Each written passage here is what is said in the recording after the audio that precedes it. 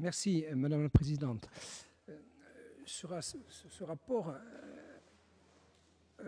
arrive à un moment un peu inattendu dont on essaie de comprendre les ressorts en termes de temporalité. Pourquoi maintenant?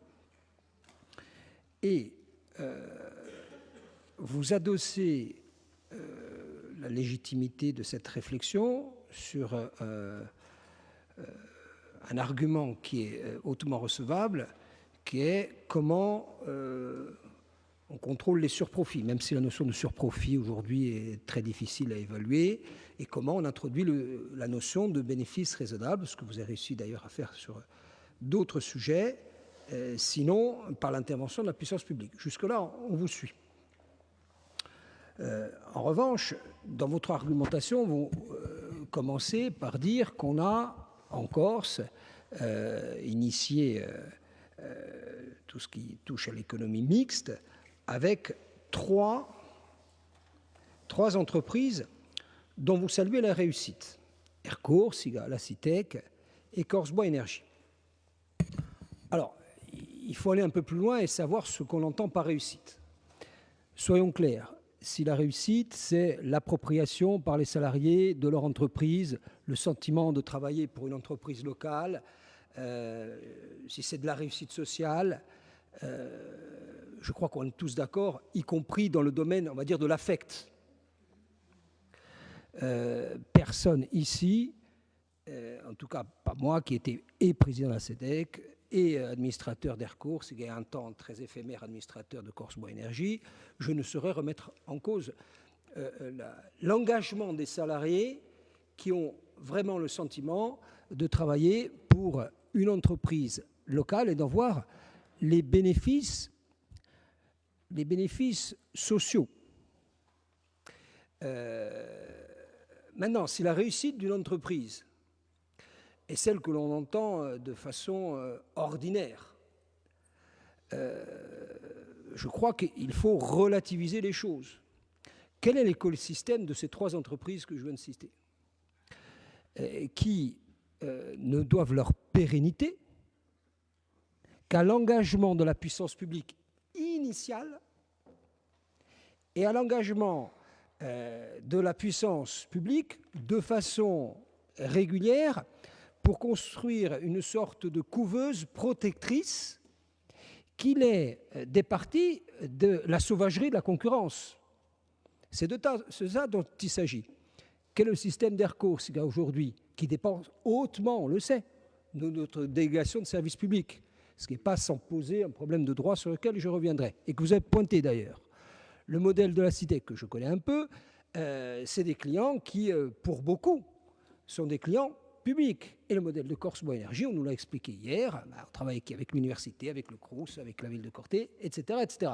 Ça veut dire que quand on met un jeton ici, dans une de ces entreprises publiques, et qu'on remet un jeton avec une délégation de service public, avec des clients publics, avec des administrations publiques, c'est toujours un écosystème, j'allais presque dire, consanguin, en tout cas assez fermé, dans lequel la puissance publique entretient un système péripublic, on va dire ça comme ça, même si statutairement ce sont des entreprises privées, mais dont les bénéfices sont très largement garantis, soit par des procédures publiques, soit par du capital public, soit par de l'engagement public. Autrement dit, si je devais pousser un peu le trait, ce qu'à Dieu ne plaise, vous prenez ces trois entreprises, vous les sortez de leur écosystème local dans lequel ils vivent, vous les mettez dans quelque chose de très concurrentiel, qu'il s'agisse de l'aérien, qu'il s'agisse de la structuration de la filière bois énergie ou de l'informatique.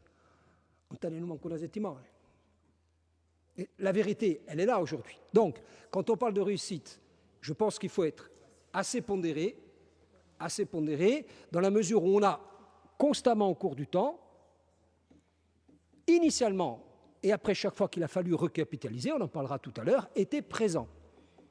C'est de ça dont on parle réellement aujourd'hui. Vous savez, l'économie mixte a été inventée après-guerre pour assurer le ravitaillement. Mais c'était one shot en France. On a assuré le ravitaillement, et puis après, l'idée de la puissance publique, c'est qu'elle est là, l'amorçage, et puis après, on laisse vivre des entreprises dont on a créé les conditions pour qu'elles s'épanouissent localement, nationalement, pour certaines, parce qu'il y a des réussites internationales, avec l'engagement initial de la puissance publique et le désengagement progressif. Ce n'est pas le cas dans le système que nous avons construit. Donc, si la tentation qui est le vôtre, c'est, à terme, sur des sujets variés sur lesquels on reviendra, et des sujets où la concurrence est assez féroce, si c'est de dire, on va essayer d'endiguer ce qui est le profit d'une entreprise, et le profit d'une entreprise peut être déraisonnable. C'est même l'attitude de beaucoup de chefs d'entreprise d'aller jusqu'à la déraison chaque fois que c'est possible. Si c'est d'endiguer ça, moi je comprends votre démarche. En revanche, si c'est de faire émerger des entreprises qui vont vivre sous la haute protection d'une collectivité qui de reste n'en a plus les moyens, on le sait, je dis mesure. Deuxième sujet, cette fois national. Vous les avez pointés. Il y a un risque aujourd'hui avec le droit communautaire tel qu'il évolue. Et pour le moment, compte tenu du résultat des élections européennes, on ne sent pas de tendance lourde venir infléchir, je dirais, ce qui est la reconnaissance d'une concurrence, alors on la partage ou on ne la partage pas, qui n'est pas du tout adaptée au tissu local, avec des risques de recours de plus en plus avérés. Ça vaut pour la CITEC, ça vaut pour Corse-Bois Énergie dans une moindre mesure, ça vaut pour ERCOS évidemment, parce que c'est quand même un danger permanent qui nous revient à la figure tous les 5 ans, tous les 6 ans sous la délégation, que de dire on va donner une délégation de service public à une entreprise dans laquelle on a mis des ronds. Bon, ça on le connaît, on l'a vu, on l'avait revu assez fréquemment, et le droit communautaire n'a pas vocation à infléchir ce danger. Deuxième sujet sur lequel il est bon que nous soyons alertés, en France, et la Corse n'échappera pas à cette tendance, de moins en moins d'investisseurs privés aujourd'hui répondent présents à la volonté de s'impliquer dans le capital des entreprises d'économie. C'est pour cause. Les entreprises sont en difficulté, elles prennent, je dirais, dans un réflexe presque animalement territorial, ce qui reste de marché pour elles, et elles n'investissent pas dans les économies mixtes aujourd'hui, ou si peu. Troisième sujet, qui est celui qui nous avait traversé lorsqu'il a été question de la CEMOP sur le maritime. Ce n'était pas tant dogmatique notre position, même si on pense, et on continue à penser que le métier de cette maison n'est pas d'investir dans des bateaux, pour faire simple. Mais la question des moyens, il faut la poser à un moment donné. Est-ce que, lorsqu'on met en perspective ce qu'on a dit ce matin, très rapidement, puis qui va revenir au prochain BP, les perspectives nationales, dont le président a dit qu'elles étaient sombres, on ne voit pas comment elles vont s'éclairer, ce n'est pas la trêve olympique qui va, en septembre, offrir une éclaircie. Bon, je crois qu'on a de grandes difficultés où on va demander à tout le monde, quand je dis on, c'est collectivement, on ne va pas se comporter individuellement avec d'un côté ceux qui feraient des efforts, ceux qui n'en feraient pas. Tout le monde va être conduit à faire des efforts, et des efforts drastiques. Aujourd'hui, c'est pour ça que je posais la question de la temporalité, est-ce que le temps est venu de se laisser penser qu'on peut investir dans des domaines. D'autant, et je finirai là-dessus, que vous balayez à spectre très large sur des domaines où la concurrence et donc, mais vous l'avez bien pointé, et donc les risques de recours, ou en tout cas les risques d'échec, sont... Alors, moi quand je dis échec, c'est chaque fois qu'on recapitalise, c'est un aveu d'échec. On peut se laisser croire qu'on recapitalise parce que c'est l'opportunité d'aller chercher un autre marché, mais chaque fois qu'on recapitalise, allez, c'est la moitié d'un échec. On peut se le dire comme ça. Quand vous parlez d'hydroélectricité, aujourd'hui c'est terriblement sauvage. Quand vous parlez de transport maritime, aérien, c'est difficile. Quand vous parlez de photovoltaïque, de tourisme, on se demande si la vocation... autant les scènes d'aménagement, elles ont un sens parce que la vocation d'une collectivité d'investisseurs et d'aménageurs, elle est pleinement reconnue, elle doit avoir sa part de l'effort, y compris dans un capital, ça s'entend.